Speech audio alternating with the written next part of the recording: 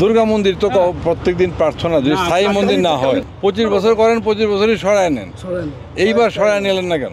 এতদিন পারি নাই দেখে এখন না এখন করবেন কেন? কোনো রকম অনুমতি ছাড়া পার্মানেন্ট করছেন। মন্দিরটা তো এই তো নিয়ম অনুযায়ী ভাঙা হয়েছে, হঠাৎ করে ভাঙা হয়েছে। এখান থেকে সরে যাওয়ার জন্য নোটিশ দেওয়া হয়েছে, দোকানপাট সহ বলা হয়েছে।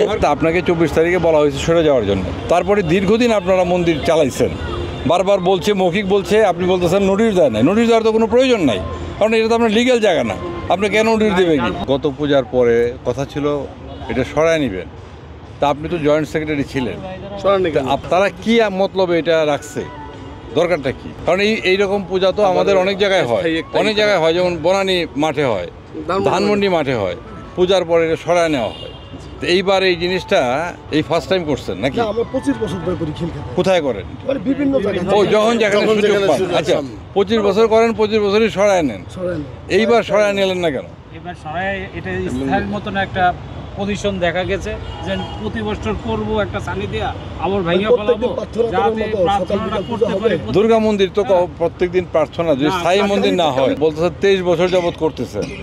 প্রত্যেকবারই যেখানে ফাঁকা জায়গা পান আপনি সেখানে করেন। তো এইবার এটা কোনো রকম অনুমতি ছাড়া পার্মানেন্ট করছেন। গত 5ই আগস্টে সরকার পরিবর্তন হয়েছে, অন্তর্বর্তীকালীন সরকার আসছে। তারা কিন্তু অনেকটা দলবিহীন সরকার, এবং আগের এই যে যারা ধরেন সংখ্যালঘু সম্প্রদায়ের একটা দুর্নাম আছে যে আমরা আগের সরকারের পক্ষের লোক, এই সরকারের আমলে কিন্তু আপনি এটা মেনটেন করছেন। এবং আপনাদেরকে বলা হয়েছে, যেটা উপদেষ্টা মহোদয় যেটা বলছেন, যে আপনাদেরকে নোটিশ পান নাই, কিন্তু বলা হয়েছে বিভিন্নভাবে সরায় নেন। এবং এরপরে আপনারা যেটা করছেন, এখানে স্থায়ীভাবে কাঠামো করার জন্য 2-3 দিন আগে চেষ্টা করছেন। প্রার্থনা করতে পারতেন না, সেটা ভালো কথা। আচ্ছা, কিন্তু আচ্ছা এখন যেটা হয়েছে শোনেন, এখন যেটা হয়েছে না আস্তে আস্তে না এখন করবেন কেন? আপনি নিয়ম অনুযায়ী করবেন না। আগে তো আমাদের সম্প্রদায়ের দল ক্ষমতা ছিল দাদা, আপনাদের সমর্থিত দল ক্ষমতা ছিল, যাদের প্রাণের প্রিয় দল আওয়ামী লীগ, তখন আপনারা দাবি করলেন না। আর এখন একটা তত্ত্বাবধায়ক সরকার আসছে, তখন আপনারা কেন এটা দাবি করলেন? হিন্দুদেরকে ব্যবহার করছে যে 25 বছর করছে, তখন না, তখন তার কারণে মজা কি জানেন আপনার? এটা অন্য কথা বলি, এইটাতে মন্দিরটা তো এই তো নিয়ম অনুযায়ী ভাঙা হয়েছে। কেন ভাঙা হবে? কেন বলা হতো আগে? হঠাৎ করে ভাঙা হয়েছে। সে তো আমাদেরকে সার্বিক সহযোগিতা করছে, মারফত ভাই ফজলুল আমাদের সব বলা হতো যে আপনারা এটা সরে নেন, কালকে কিন্তু ভাঙা হবে। এটা না, আগে আমাদেরকে বলুন 24 তারিখে একটা নোটিশ ছিল, এখান থেকে সরে যাওয়ার জন্য নোটিশ দেওয়া হয়েছে, দোকানপাট সহ বলা হয়েছে। তখন তারা সরে যায়নি কেউ। বান্ডেল থাকলে প্রতি সেনমানিতে টাকা বাঁচবে। বিকাশ সেনমানি বান্ডেল কিনে জিতুন প্রতি লেনদেনে। রেলের জায়গা মানে সরকারি জায়গা, এবং আপনারা এটা জানেন যে এইখানে এই শোনেন 20-25 ফুটের মধ্যে রেল লাইন আছে। রেলের নিয়ম হলো রেলের থেকে অনেক দূরে স্থাপনা থাকতে হয়। হ্যাঁ, সেইটা আপনারা মেনটেন করেন নাই। আপনাকে 24 তারিখে বলা হয়েছে সরে যাওয়ার জন্য, আপনি সরান নাই।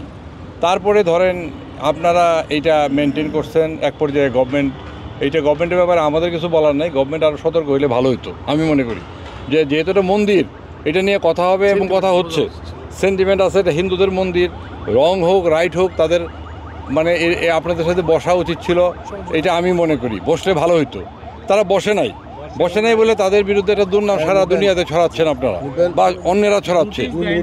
আরে বাবা, নোটিশের ব্যাপার না, 24 তারিখ তো বলছে, এই যে বলতেছে মৌখিক বললে হবে না।